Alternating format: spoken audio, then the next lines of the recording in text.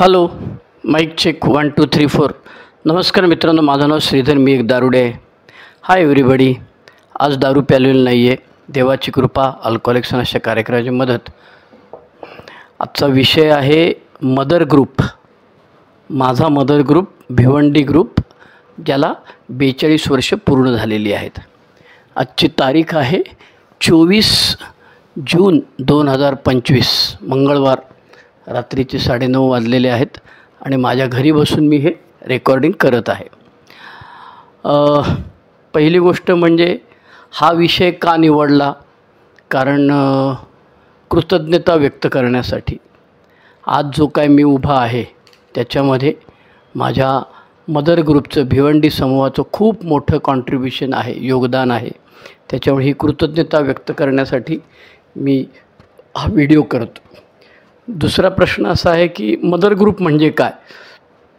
आपलं ए ग्रुप नावाचं पॅम्पलेट आहे, त्याच्यामध्ये अनेक प्रकार दिलेले आहेत. होम ग्रुप आपण ज्याला म्हणतो, तो होम ग्रुप म्हणजे माझ्या घराजवळचा ग्रुप किंवा त्याची आणखी वेगळी परिभाषा, जिथे मी जास्त मीटिंग करू शकतो तो ग्रुप, किंवा जिथे मला जास्त प्रसन्न वाटतं, कम्फर्टेबल वाटतं तो ग्रुप, किंवा जिथे मी बिझनेस मीटिंगमध्ये बसून सर्व्हिसमध्ये भाग घेतो तो ग्रुप, त्याला होम ग्रुप म्हणतो. पण काही कारणांमुळे सभासदांना जागा बदलायला लागलेल्या आहेत भौगोलिकदृष्ट्या, आणि मग पूर्वीचा जो होम ग्रुप होता तिथून सोडून दुसरीकडे जावं लागलं.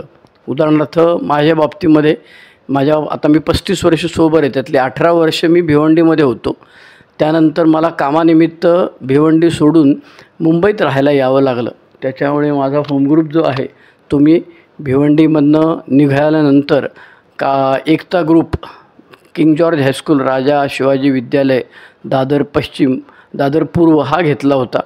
मग करोनानंतर मग ते बंद पडला ग्रुप. तो फार कोणी त्याच्यात इंटरेस्ट घेईना आणि रिवाईव्ह झाला नाही तो ग्रुप. मग मी दादर पश्चिमेला असलेला आनंद समूह, जैन हॉस्पिटल हा माझा होम ग्रुप केलेला आहे.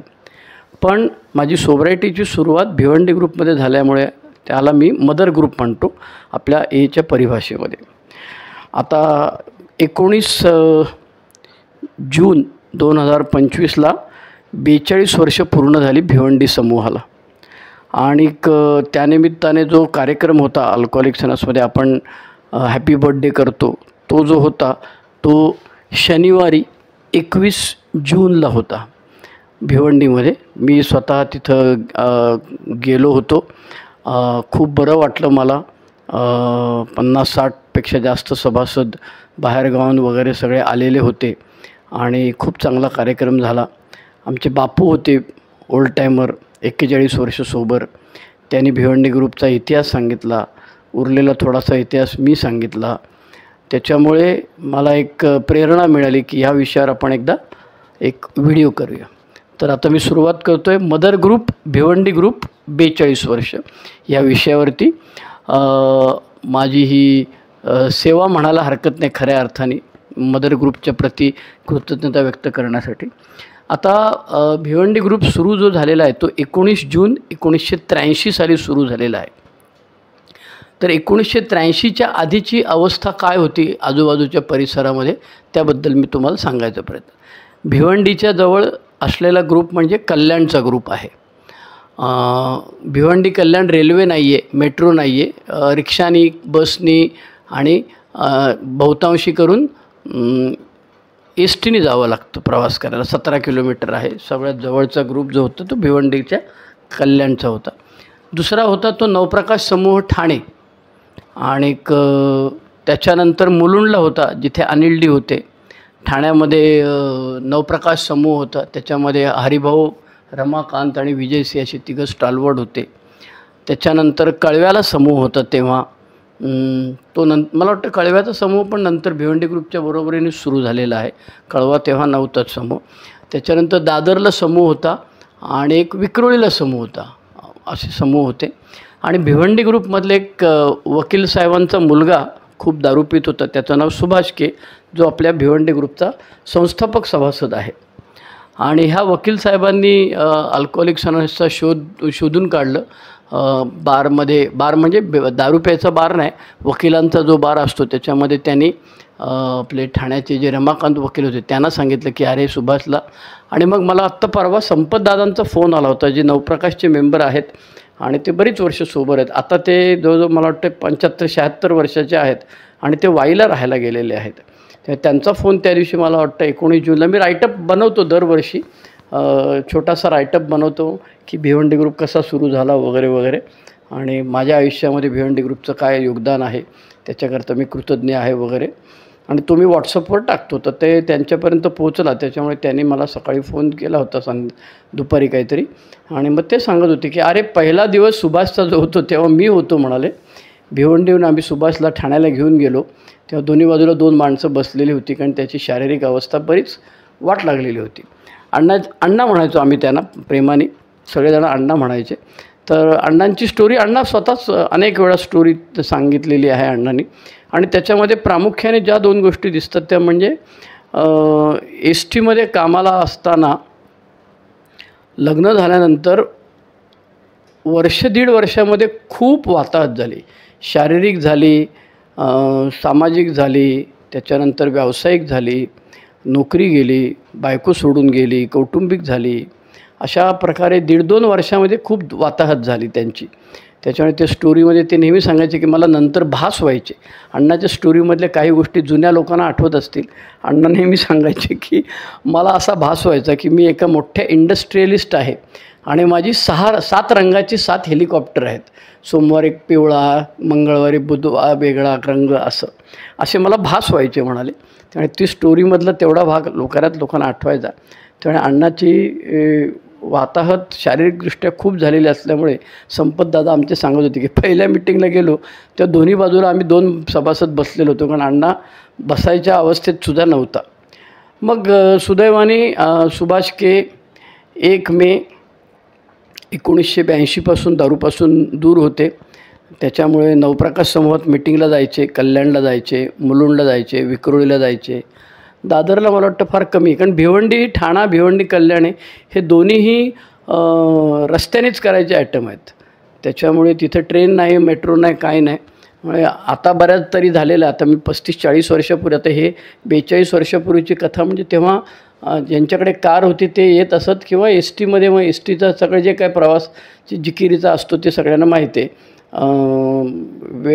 वेळेवरती एस टी न मिळणे, खूप गर्दी असणे, धक्काबुक्की, लाईनीमध्ये राहणे वगैरे वगैरे सगळे प्रकार त्याच्यामध्ये असायचे. त्याच्यामुळे खूप त्रासदायक होतं. आणि सुभाष के सोबर झाल्यानंतर मग त्यांनी ह्यानं त्यांच्या स्पॉन्सरला रमाकांतला सांगितलं की अरे मला भिवंडी चालू करायचं आहे ग्रुप. मग चालू कसा झाला तर त्याची कथा अशी आहे की भिवंडीमध्ये चालू करायचं ठरवल्यानंतर त्यांना नवप्रकाशमधले प्रकाश नायर वारले, ते आता कॅन्सरनी. ते आपल्या नवप्रकाश ग्रुपचे फाउंडर मेंबर आहेत. मग त्यांनी रमाकांतनी वगैरे त्यांना अण्णाला सांगितलं की बाबा रे ग्रुप सुरू करणं सोपं आहे, ग्रुप चालू ठेवणं कठीण आहे. त्याच्यामुळे तू ग्रुप उत्साहाने सुरू करतो बरोबर आहे, पण नंतर त्याचं ते एकट्याने बसायला लागेल, त्याचं किती यश मिळेल वगैरे काय सांगता येत नाही. त्याच्यामुळे तू काळजी घे. पण अण्णांनी ठरवलं ग्रुप चालू करायचं. आणि ब्राह्मणवाडीत राहत होते. ब्राह्मणवाडीत त्यांचं घर होतं, प्रतिष्ठित घराणं होतं. आणि त्यांच्यासमोर इंग्लिश मिडियमची नवीनच शाळा सुरू झाली होती, PR स्कूलची सिस्टर ब्रँच. त्याचं नाव होतं नवभारत शाळा. आजही त्याच शाळेमध्ये मिटिंग चालते. भिवंडी ग्रुपच्या आजूबाजूला किंवा ठाणा झोनमधले बऱ्याचशा मिटिंगच्या जागा, शाळा, भौगोलिक एरिया बदललेले आहेत, वार बदललेले आहेत. भिवंडी ग्रुप सुदैवी आहे त्या मानाने. नवभारत शाळेमध्ये मंगळवार शनिवार संध्याकाळी 7:30 ते 9 मिटिंग चालते आणि त्याच शाळेत चालते, त्याच वर्गात चालते, त्याच ठिकाणी चालते. पूर्वी जुनी बिल्डिंग होती, मग ती 1-2 वर्षामध्ये जुनी बिल्डिंग तोडली आणि नवीन बिल्डिंग सुरू झाली. नव्या बिल्डिंगमध्ये पण त्याच वर्गामध्ये तिथे जो ग्रुप चालतो आजही चालतो. त्याच्यामुळे अण्णा सुभाष के फाउंडर मेंबर आमचे जाऊन भेटले. नवभारत शाळेचे ट्रस्टी मोहन शेठ करवा आणि कुंटे, आबासाहेब कुंटे, यांना कर्वे होते, बाळासाहेब कर्वे होते तेव्हा.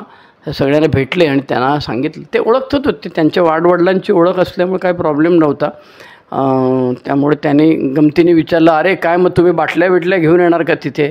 मग अण्णांनी त्यांना सगळं सांगितलं. अण्णांच्या वडिलांनी बिग बुक इंग्रजी पूर्ण वाचलं आणि त्याच्यावर अंडरलाईन वगैरे करून दिलेलं आहे. अर्थात त्याचा अण्णांनी काय वाचलं की नाही आपल्याला माहीत नाही, त्याच्यावर भाष्य न करणं बरं. पण अण्णांच्या वडिलांनी खूप वाचलेलं होतं. त्याच्यामुळे 19 जून 1983ला भिवंडी ग्रुप नवभारत शाळा ब्राह्मणवाडी भिवंडी दर मंगळवार शनिवार संध्याकाळी 7:30 ते 9 असा सुरू झाला. आणि अपेक्षेप्रमाणे अण्णा 12 स्टेपिंग खूप करत होते. गाडी स्वतःची कार होती, त्याच्यामुळे ते सगळे 12 स्टेपिंगला जायचे, खेड्यापाड्यात अगदी जायचे आणि त्यांना सांगायचे की ह्याला मी घेऊन जातो आणि संध्याकाळी गाडी ह्याला इथे परत आणून सोडेल. त्यामुळे अण्णा परत रात्री ड्रायव्हरला सांगायचे आणि ते त्या माणसाला तिथे नेऊन सोडायचे बरोबर. त्याच्यामुळे खूप 12 स्टेपिंग केलं, पण सुरुवातीला यश मिळतंच असं नाही. त्याच्यामुळे अण्णा बरीच महिने दिवस एकटे बसायचे मीटिंग रूममध्ये. हा अर्थात अनुभव हा मला पण नंतर आलेला आहे, त्याचा मी किस्सा आठवल्यानंतर सांगतो जेव्हा हे येईल तेव्हा. पण एकटे बसायचे आणि ह्याच दरम्यान मग मुरली नावाचे एक सभासद आले, ते नंतर यायचे बंद झाले. त्याच्यानंतर बापूंना 12 स्टेपिंग केलं. आज बापू 41 वर्ष दारूपासून दूर आहेत. ब्राह्मणीतच बापू राहायचे भिवंडी टॉकीजच्या जवळ. त्यामुळे बापूंना अण्णांनी 12 स्टेपिंग केलं, फॉलोअप केला. पण दुर्दैवाने अण्णांचं काय आपला ह्यांचा बापूंचा रिलॅप्स झाला परत काहीतरी, त्याच्यामुळे त्यांचे वर्ष वाया गेलं. पुन्हा मात्र वर्षभर थांबले बापू आणि बापूंचा वाढदिवस जो असतो तो 23 जूनला प्रॉपर डे आहे त्यांचा, 23 जून 1984. त्याच्यानंतर अण्णांच्या बरोबरीने बापू होते. बापूंच्या बरोबरीने नंतर आणखी सनतभाई आले. सनतभाई बँकेमध्ये कामाला होते, गुजराती माणूस, भिवंडीत राहणारा. नंतर ते कालोगामध्ये ठाण्याला राहायला गेले आणि त्यांची प्रगती झाली वगैरे. त्यांनी खूप मोठे रोल केलेले आहेत एच्या सेवेमध्ये सुद्धा. ठाणा झोनमध्ये, GSOमध्ये ते स्वतः कॉमर्सवाले असल्यामुळे, बँकेवाले असल्यामुळे त्यांनी बऱ्याच प्रकारे त्या काय म्हणतात त्याला इंटरग्रुपच्या ऑफिसमध्ये आणि नंतर GSOच्या ऑफिसमध्ये ऑडिट करणे, सगळे अकाउंट्स कसं लिहायचं ते सांगणे वगैरे सगळे प्रकार त्यांनी स्वतः केलेले आहेत. त्यामुळे ही दोन जी मंडळी होती सभासद मंडळी ती सुरुवातीला होती. मी आलो 1989मध्ये आणि ग्रुप सुरू झाला आहे 83मध्ये. त्यामुळे 83 ते 89 या 5-6 वर्षाच्या कालावधीमध्ये बरीच मंडळी आलेली आहेत, थांबलेली आहेत, काही परत गेलेली आहेत. पण त्याच्यामधले आज जे अजूनही एच्या बीमवर असलेले, एच्या प्रकाश किरणावर असलेले किंवा एमध्ये असलेले अण्णा आणि बापू आहेत, त्यामुळे त्यांची नावं मला प्रकर्षाने घ्यावे लागतील. 1989 साली मी आलो. मला मेसेज डॉक्टर श्रीकांत जोशी, मानसोपचार तज्ज्ञ, माझे वडील आणि सुभाष के या तिघांच्या ह्याच्यामुळे योगदानामुळे मिळालेलं आहे. माझ्या वडील हेडमास्टर असल्यामुळे सुभाष के जे होते ते माझ्या वडिलांचे विद्यार्थी होते. त्याच्यामुळे माझ्या वडिलांनी सुभाष केनं जाऊन सांगितलं, अरे त्याला काय घेऊन जाते? म्हणाले, हां आमची चर्चमध्ये मीटिंग चालते. अरे म्हणाले चर्चमध्ये जाऊ दे, कुठे त्याला ख्रिश्चन कर, मुसलमान कर, काय करायचं, दारू बंद कर त्याची बाबा रे. आणि मग मी 10 ऑक्टोबर 1989पासून मी दारूपासून दूर राहायला सुरुवात केली. 23 सप्टेंबर 1989ला मी पहिली मीटिंग केली. सनतभाई होते, बापू होते. अण्णांनी सांगून ठेवलं होतं, अरे तर सरांचा पोरगा येणार, तर जरा जास्त शहाणा आहे. त्याच्यामुळे ते दोघंजणं तयार होते. मला सांगितलं त्यांनी की बाबा रे तुला आम्ही प्रूफ देतो. सनतभाईंनी सांगितलं आणि नंतर मग प्रूफ आणून दाखवलं मला पुढच्या मीटिंगमध्ये. त्याच्यामुळे सनतभाईंच्या सेवेमुळे अल्कोहोलिक्स अनॉनिमसच्या भिवंडी ग्रुपमध्ये खूप काही झालेलं आहे. 89ला मी आलो. मग मी आल्यानंतर उत्साहाने जुने जाऊ द्या मरणा लागून तसं अण्णाच्या खालीच फटाके लावायला सुरुवात केली मी. हे असं नाही पाहिजे, हे तसं पाहिजे, अमुक आहे तमुक आहे. आणि पूर्वी किटी बॉक्स फिरवला जात नसे काय. त्या चंद्रकांत नावाचा आमचा एक सभासद होता तेव्हा.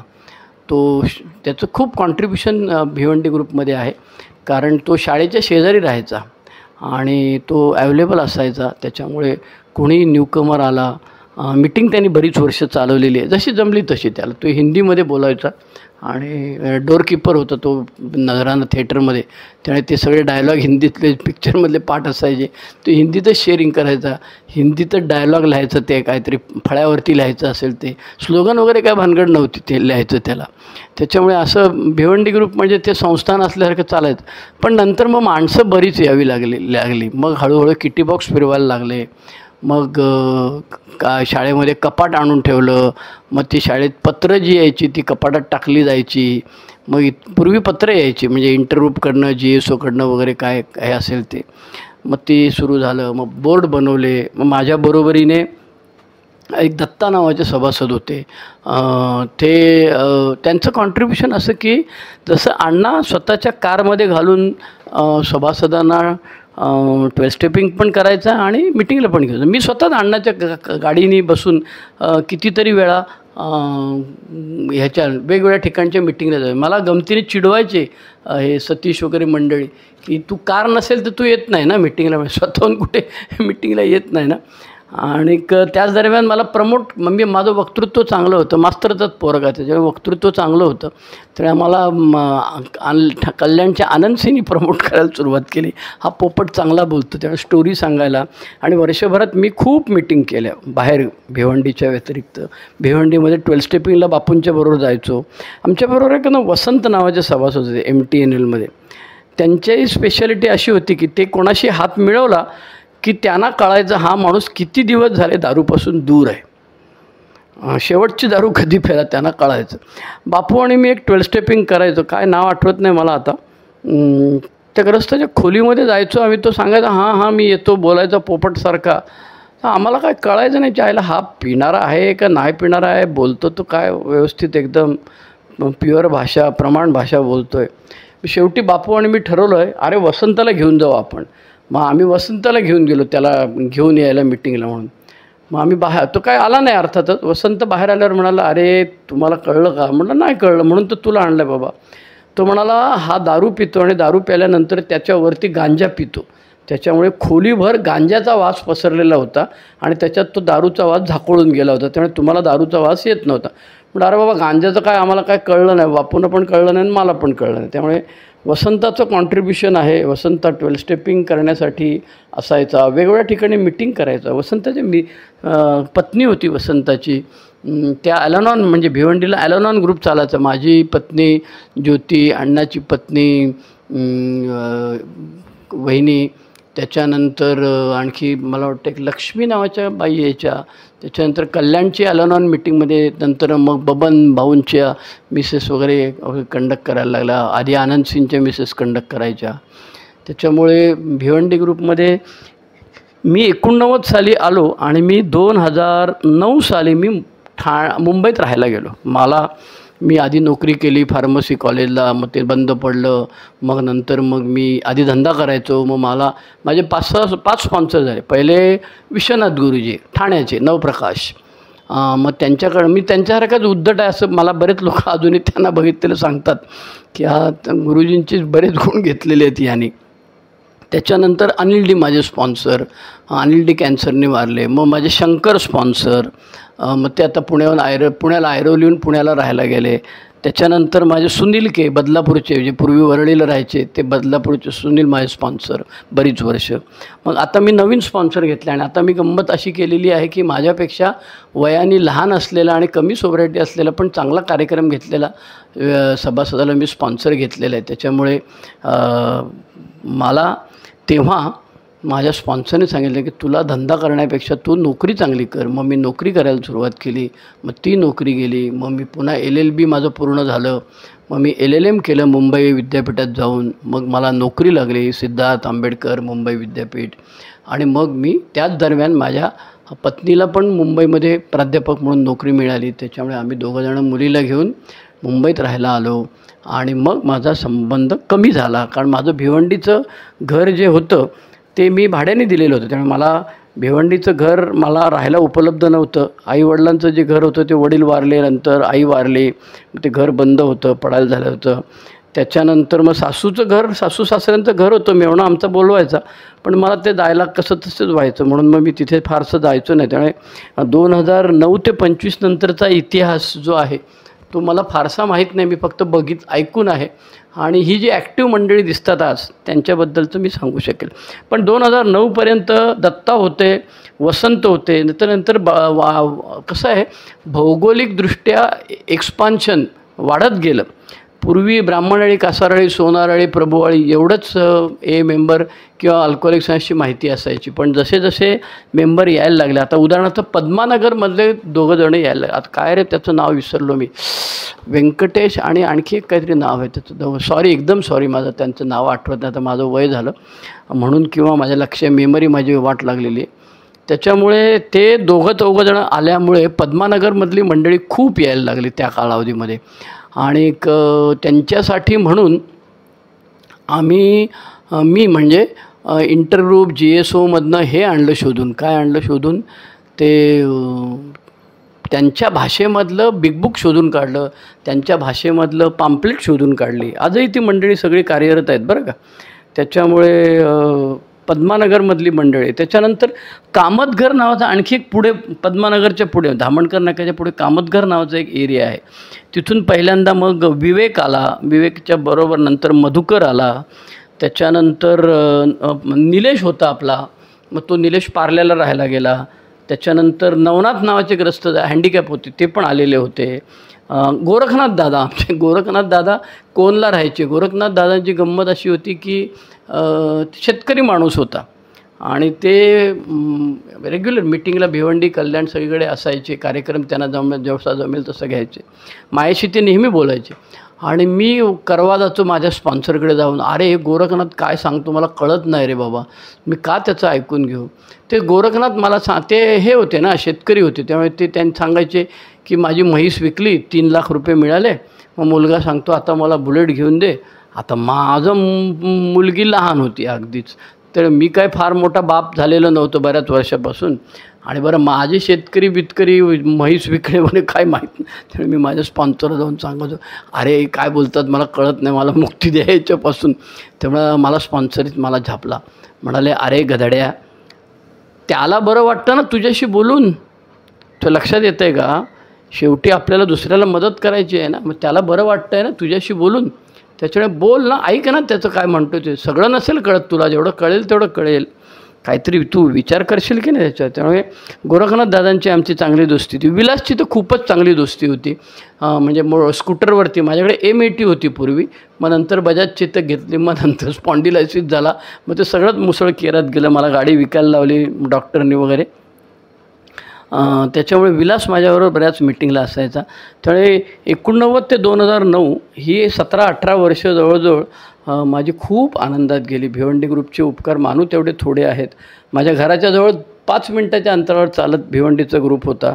त्याच्यामुळे मला खूप बरं पडायचं. मंगळवार शनिवार भिवंडीची मिटिंग आणि आठवड्यातनं एकदा बाहेरची मिटिंग करायची. आणि त्यावेळेला ना अगदी सुरुवातीपासून अनिल डी मुलुंडून, अनिल डींच्याबरोबर प्रफुल्लदादा, त्याच्यानंतर ठाण्याहून रमाकांत, हरिभाऊ, विजयसी, त्यांच्याबरोबर मग नंतर आलेली नवी पिढीमध्ये सहदेव आप्पा, हे सगळेजणं मंडळी भिवंडीला रेग्युलर मिटिंगला. भिवंडीला मिटिंग करणं कठीण आहे बरं का, बाहेरगावच्या लोकांनी किंवा भिवंडीमधल्या लोकांनी बाहेर जाणं पण कठीण आहे.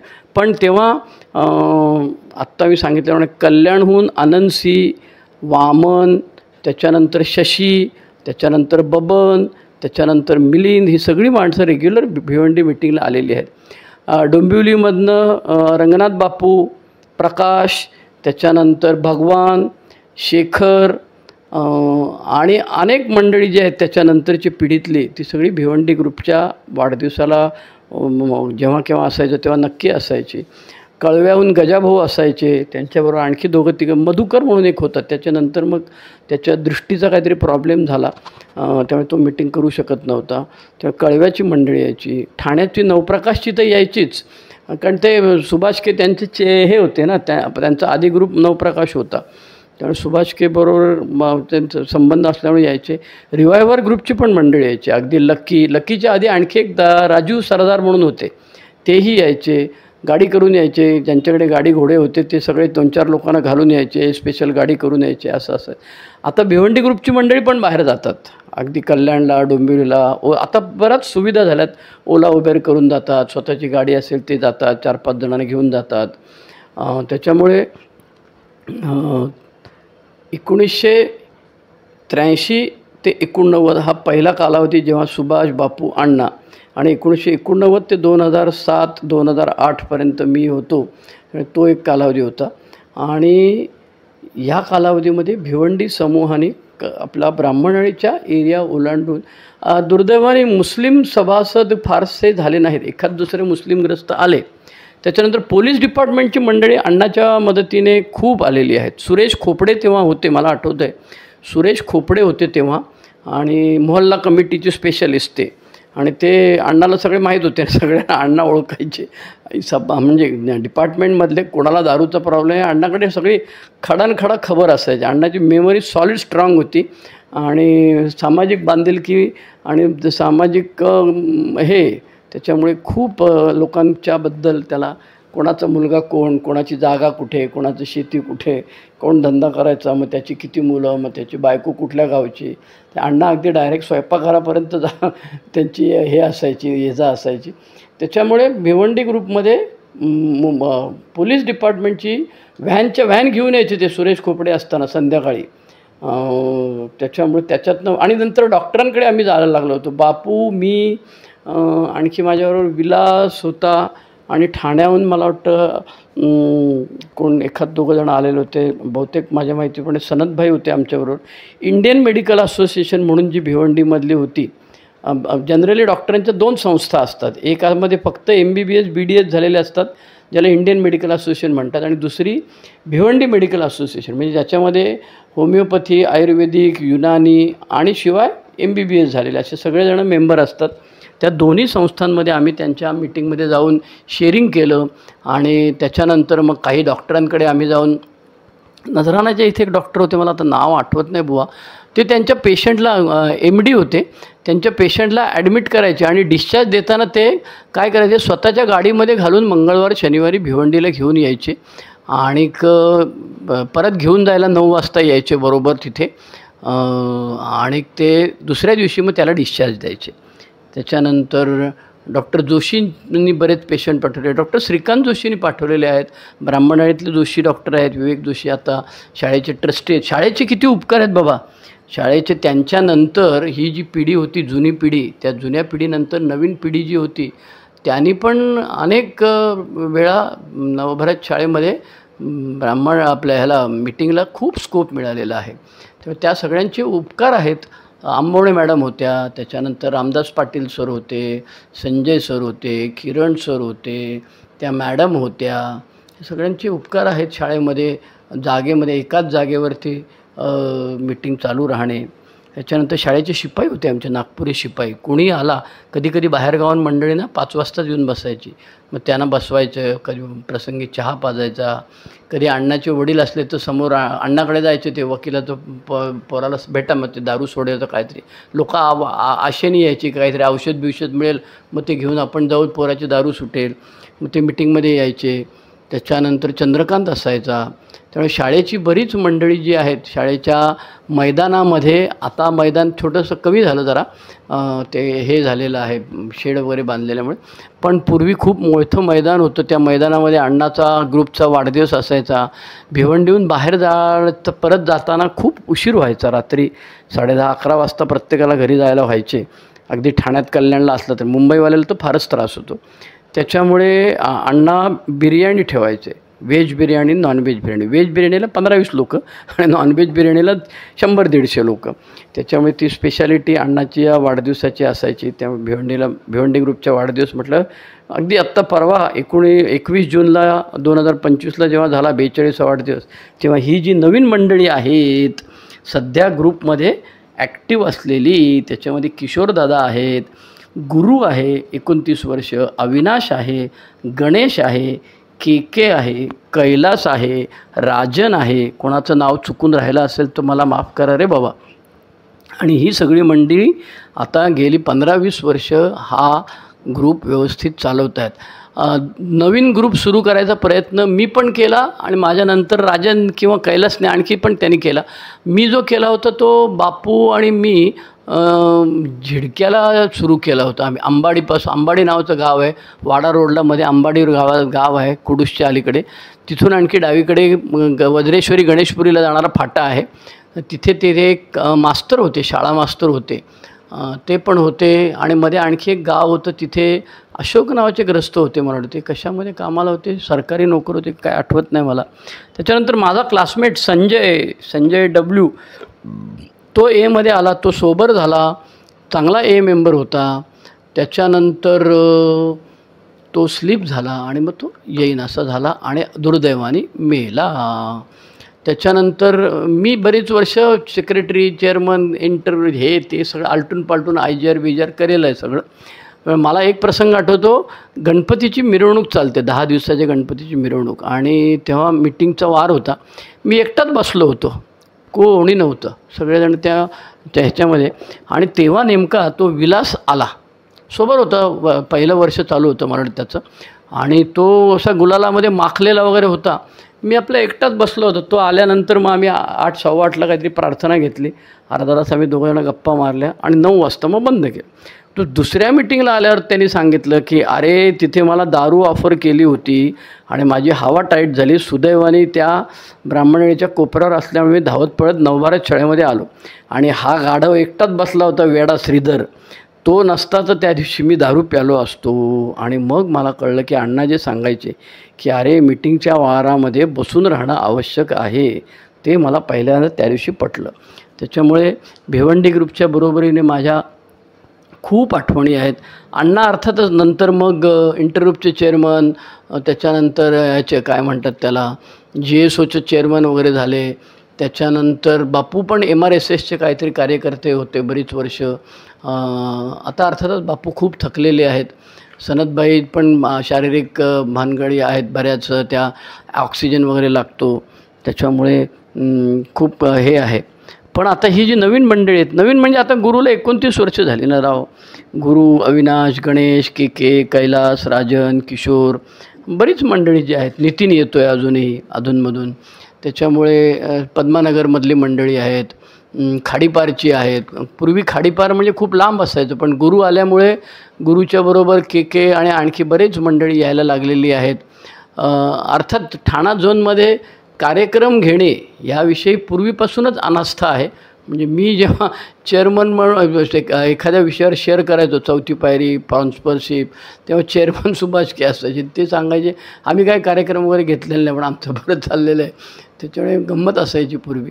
त्यामुळे आजही ठाणा झोन, मी आता मुंबईमध्ये राहिल्यामुळे मी ही काही टीका करतो अशातला भाग नाही, पण एक कल्चर असतं प्रत्येक ग्रुपचं, प्रत्येक झोनचं. तसं ठाणा झोनमध्ये स्टोरीवरती एम्फसिस असणारी बरीच मंडळी होती. त्याच्यामुळे ठाणा, कल्याण, डोंबिवली, कळवा, मुलुंड इथपर्यंत हे स्टोरी बेस्डच आहे. कोण मला म्हणाला का, तो मंटू सिंग आमचा आर्मीमधला लोनर आहे, तो मला कधीतरी फोन देतो. तो म्हणाले अरे श्रीधर भाई कितनी राम कहानी सुनेंगे, शुरू में बहुत इंटरेस्ट था, अब राम कहानी में इंटरेस्ट नहीं रहा. अर्थात ती स्टोरी असायलाच हवी, यात काही शंकाच नाही. पण स्टोरीच्या नंतर पुढे काही दिवसानंतर रिकव्हरी असण्यासाठी 4थी पायरी घेणे, स्पॉन्सर घेणे, 12 पायऱ्यांचा कार्यक्रम घेणे. म्हणजे नवप्रकाशमध्ये सतीश होता, डोंबिवलीमध्ये प्रोफेसर प्रकाश होता. ही सगळी मंडळी ज्ञानी मंडळी असल्यामुळे, वाचन केलेली मंडळी असल्यामुळे त्यांच्यावर. पण मी जोपर्यंत भिवंडीमध्ये होतो तोपर्यंत मला एकही स्पॉन्सी नव्हता. मला कोणी स्पॉन्सर म्हणून तुलना पण करू हे पण इमॅजिन पण करत नव्हतं, कारण अण्णाच्या प्रभावाखाली आम्ही सगळे होतो. पण मी भिवंडीतनं बाहेर गेल्यानंतर, मुंबईला राहायला गेल्यानंतर मग काही जण माझ्याकडे स्पॉन्सी म्हणून आले. मी माझे स्पॉन्सर नवीन घेत गेलो, नव्या गोष्टी मी शिकलो. मुंबईचं कल्चर वेगळं आहे.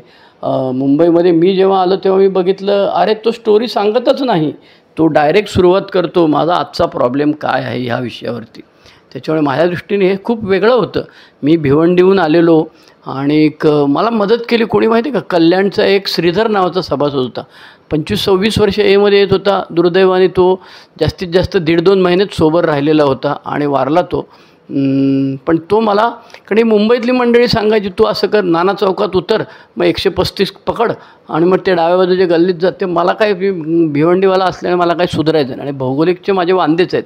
एक तर संध्याकाळी मला सुधरत नाही काय, त्याच्यामुळे भिवंडीला मला कोणी सांगितलं अमक्या अमक्या ग्रुपला जा, तर मी त्या श्रीधरला फोन करायचा. मग तो श्रीधर मला समजावून सांगायचा तू ट्रेननी अमुक अमुक रेल्वे स्टेशनला उतर, मग तिथे असं असं कर.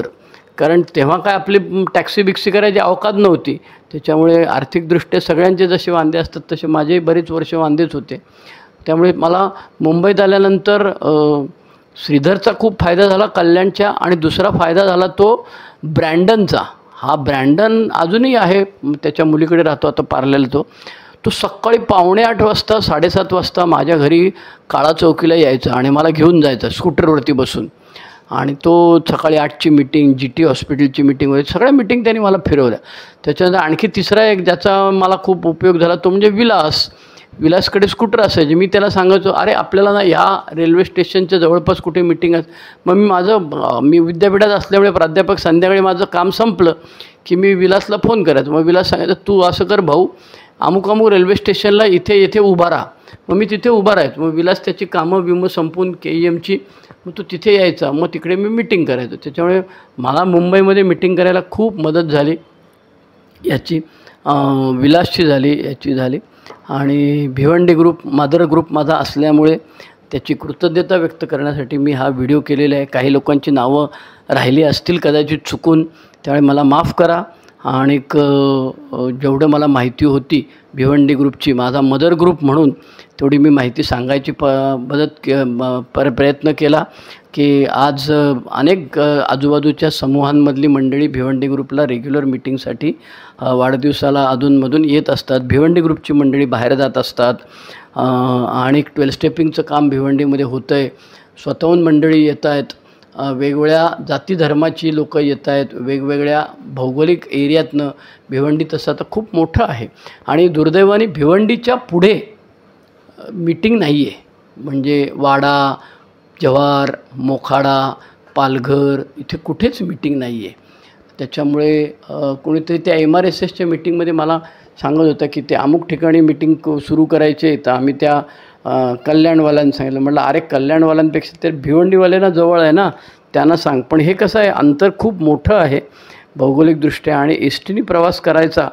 तर ते मी औषधं विकायला माझा धंदा होता तेव्हा मी कुडूसला वगैरे जायचो. तेव्हा आजूबाजूच्या गावांमध्ये मी कोणी सांगितलं मला डॉक्टरांना सांगायचो मी, तर मी 12 स्टेपिंग करायला जायचो. तर ते संभाव्य सभासद काय सांगायचा की अरे भिवंडीला मीटिंग करायला यायला 2 अडचणी आहेत.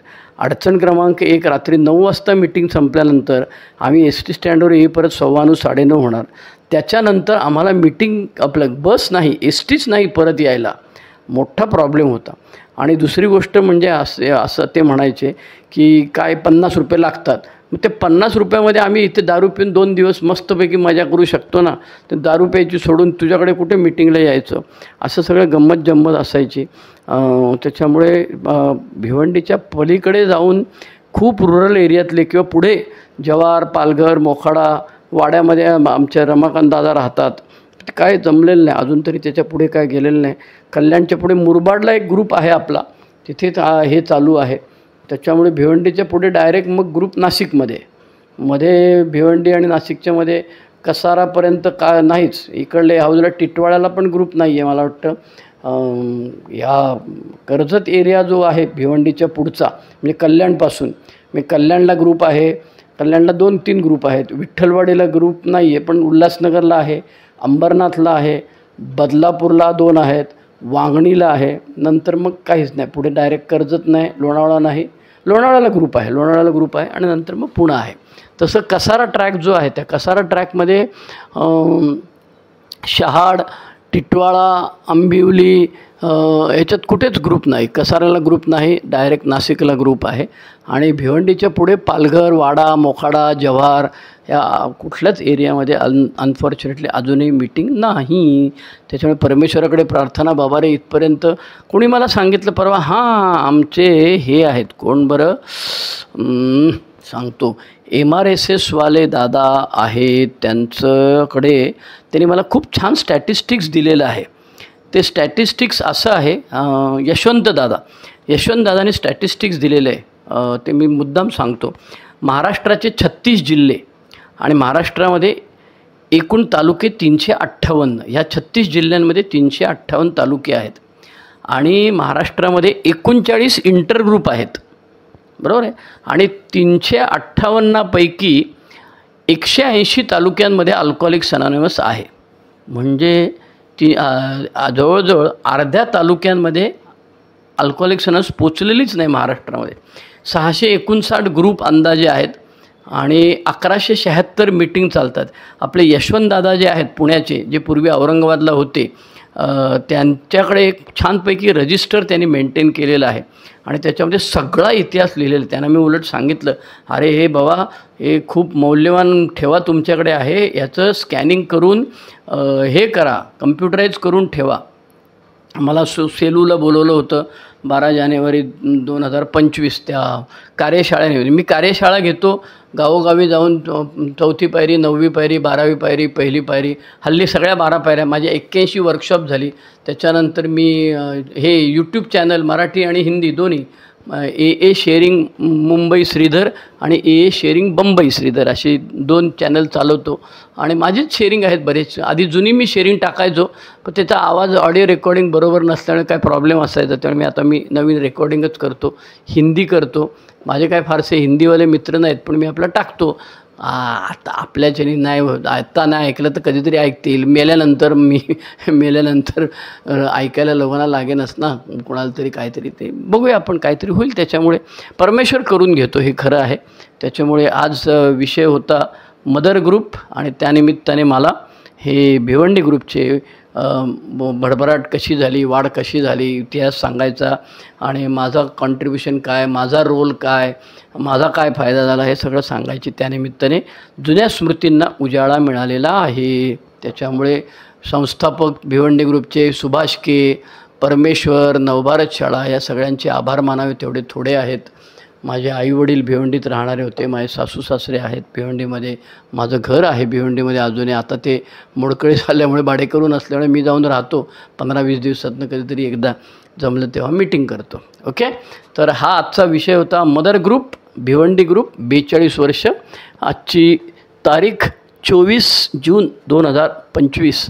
आता रात्रीचे 10:15 झालेले, ही 40 मिनटाची ऑडिओ, 42 मिनटं झालेले. मी इथे थांबतो.